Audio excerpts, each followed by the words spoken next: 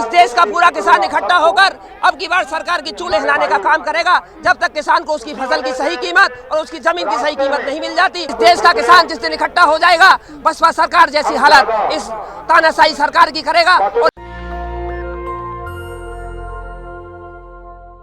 नहीं मानेगी। हम इस विषय में कोई बड़ी रणनीति बनाएंगे, रेल सड़क जो भी हमें जो काम करना पड़ेगा हम उसे करेंगे, आंदोलन शुरू करेंगे, लेकिन हम अपनी आने वाली पीढ़ी का भविष्य बर्बाद नहीं होने देंगे।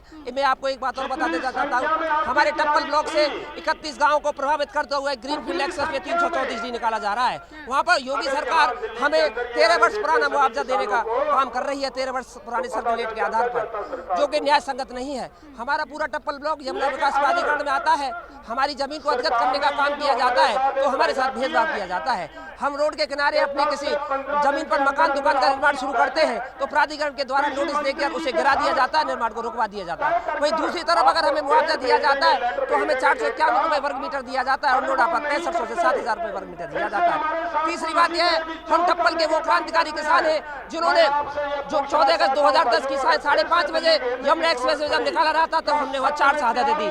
हमने न केवल 1894 के भूमध्यगढ़ कानून को बदलने का काम किया, हमने उस समय की तत्कालीन बसपा सरकार को भी बदलने का काम किया।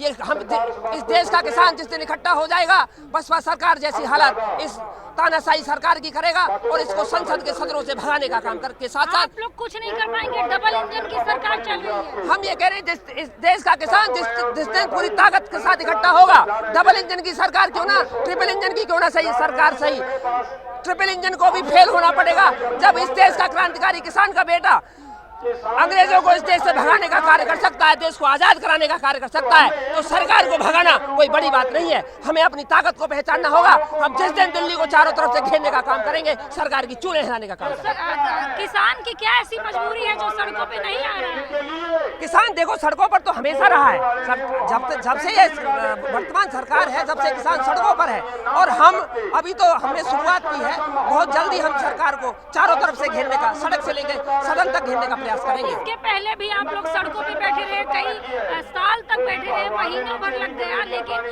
सरकार MSP नहीं दी। अब की कुछ मांग सुनेगी क्या?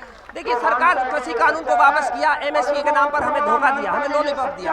हम अब की बार जब तक डटे रहेंगे जब तक हमारी मांगों को नहीं मान लिया जाता, हम किसी भी स्थिति में यहाँ से नहीं हटेंगे, चाहे हमें कोई भी कुर्बानी क्यों ना देनी पड़े। इसके पहले भी जो है आपके नेता राकेश टिकैत तमाम चुनौतियां देते हैं सरकार को, लेकिन सरकार हिला नहीं पाई। देखिए, अब की बार हम जागरूक हो चुके हैं, पिछले धोखों से हमने सबक लिया है।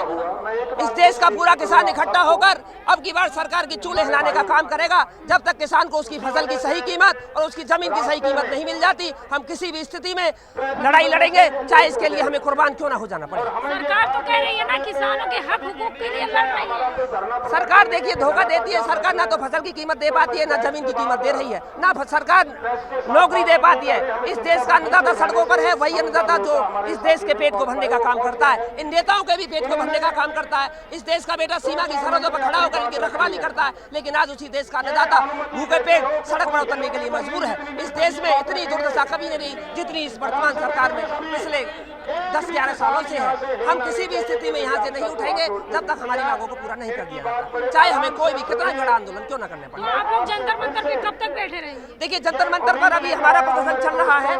इस संबंध में हमारे शीर्ष नेता बताएंगे आप लोगों को। अभी इस संबंध में आपको इंतजार करना पड़ेगा। ये संयुक्त किसान मोर्चा राजनीति की तरफ से आज एक कॉल दी गई थी पंचायत की, और विशेष तौर पर जो MSP गारंटी कानून बनाए जाने की लगातार किसान मांग कर रहे हैं। पूरे देश के किसानों को उनकी फसलों का उचित दाम नहीं मिल रहा है। देश को आज़ाद हुए इतना समय होने के बावजूद भी अभी भी सरकारें गंभीर नहीं हैं और लगातार वादा खिलाफी कर रही हैं। वर्ष 2021 में इतना बड़ा राष्ट्रव्यापी आंदोलन होने के बाद और सरकार ने पूरी तरह से वायदा कर दिया था और यहाँ से किसानों का जो आंदोलन था वो वापस हुआ था। उसमें उन्होंने 3 कृषि कानून वापस लिए, लेकिन MSP गारंटी कानून बनाने का जो उन्होंने कहा था कि हम महीनों में बना देंगे, आज उसको आप समझ सकते हैं कि 4 साल हो गए हैं, उसके बावजूद भी वो कानून नहीं बना है। क्या कारण है कि अभी तक वो कानून नहीं बना पा रहा? देखिए, उसके बारे में सरकार गंभीर नहीं है, वो किसानों से डायलॉग नहीं कर रही है, किसानों के जो मुद्दे हैं उनको शामिल नहीं कर रही है, और कोई कमेटी बनाती है उसमें किसानों को शामिल नहीं करते हैं तो अपनी मर्जी से निर्णय लेते हैं, फिर उसको किसान नहीं मानते हैं। तो ये एक ऐसी समन्वय की आवश्यकता है कि अपनी ईगो को छोड़ करके सरकार को किसानों की वाजिब समस्याओं को सुनना चाहिए। और दूसरी बात, देश में सबसे बड़ी समस्या जो अगर आज की डेट में है वो भूमि अधिग्रहण की है। किसानों की ज़मीन को सरकार जबरन छीन रही है, चाहे वो उद्योगपतियों को दी जा रही है औद्योगिक कॉरिडोर्स के नाम से, जैसे कि eastern freight corridor, western freight corridor, 17 राज्यों की ज़मीन इसमें जा रही है। इसके अलावा दिल्ली मुंबई इंडस्ट्रियल कॉरिडोर और तमाम ऐसे चेन्नई के कॉरिडोर हैं और आसपास के दक्षिण भारत के से लेकर पंजाब में इन कॉरिडोर्स के लिए जो ज़मीन ली जा रही है उसमें देश की लगभग 56% कृषि भूमि का जब अधिग्रहण कर लिया जाएगा तो देश में खाद्य का संकट भी आ जाएगा और एमएसपी का हमें लाभ कैसे मिल पाएगा जब हमारी ज़मीन ही छिन जाएगी। तो हम उस बात के लिए भी साथ साथ लड़ रहे हैं कि एमएसपी गारंटी कानून के साथ साथ हमें जो अधिग्रहण कानून जो बनाया है आपने, उसमें साफ लिखा है कि सिर्फ आप जो रेलवे प्रोजेक्ट्स, हाईवे प्रोजेक्ट्स, उसके लिए ज़मीन लें और उसके लिए भी जो बाकी जो उद्योग के लिए ज़मीन लेनी है तो आप ऐसे किसी मरुस्थल इलाके में जाइए, उपजाऊ ज़मीन जो सिंचित बहुफसली ज़मीन है उसको क्यों अधिग्रहण कर रहे हैं आप?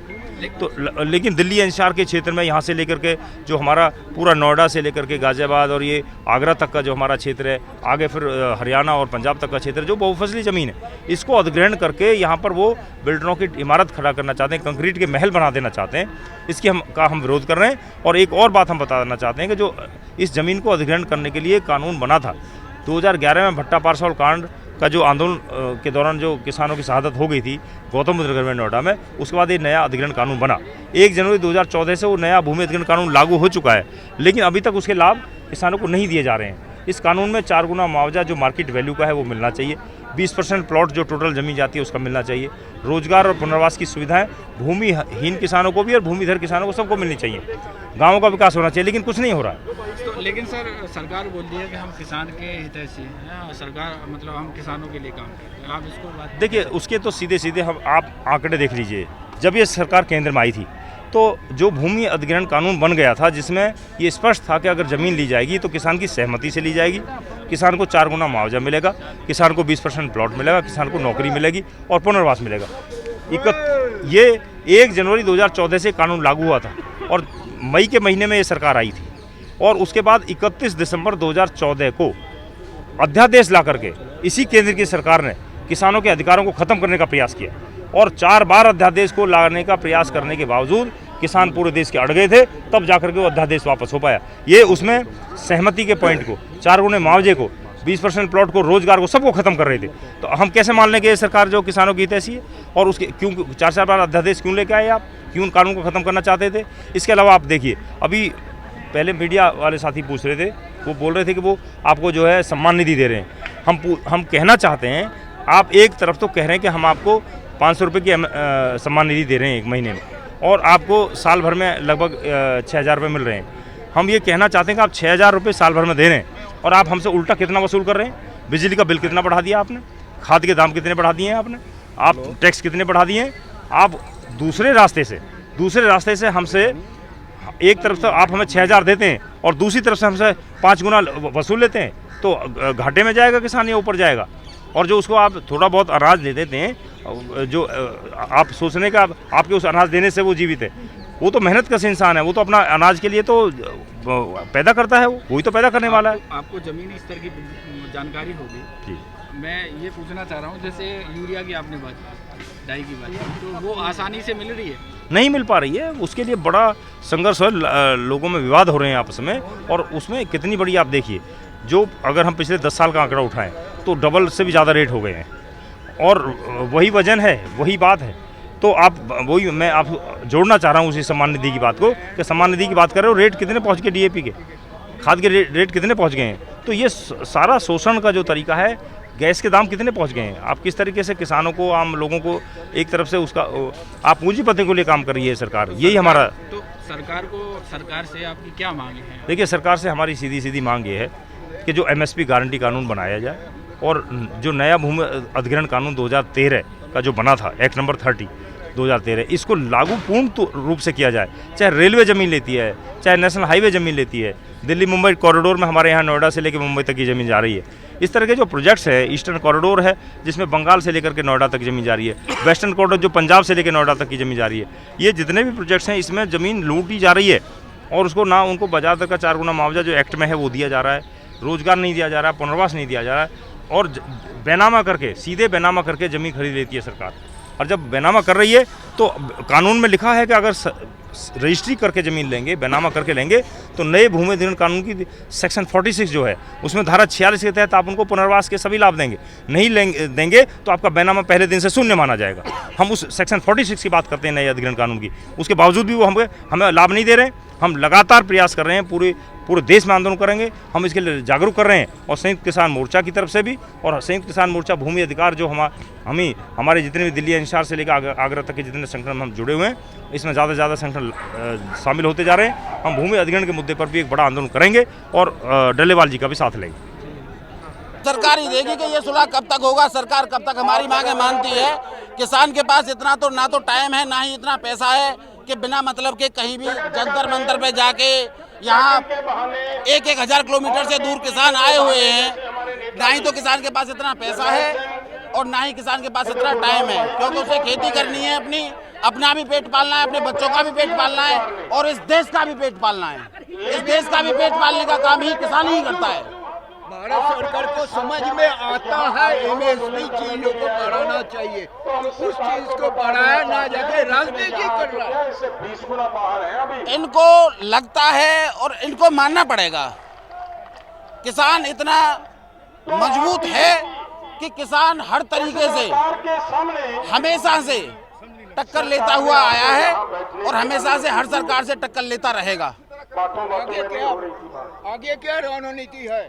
आगे की रणनीति जो भी हमारे किसान नेता आगे की तैयारी होंगे, हम कंधे से कंधा मिला के साथ रहेंगे, चाहे वो जंतर मंतर पे बैठना पड़े, चाहे दिल्ली घेरना पड़े, जो भी है। नेशनल दस्तक की आपसे गुजारिश है कि अगर इसको बचाना चाहते हैं तो नेशनल दस्तक को सब्सक्राइब करने के लिए रेड कलर के सब्सक्राइब बटन को दबाएं, फिर बेल आइकन की घंटी दबाएं। नेशनल दस्तक को बचाने के लिए बहुत जरूरी है कि हर खबर को शेयर करें, लाइक करें, कमेंट जरूर करें।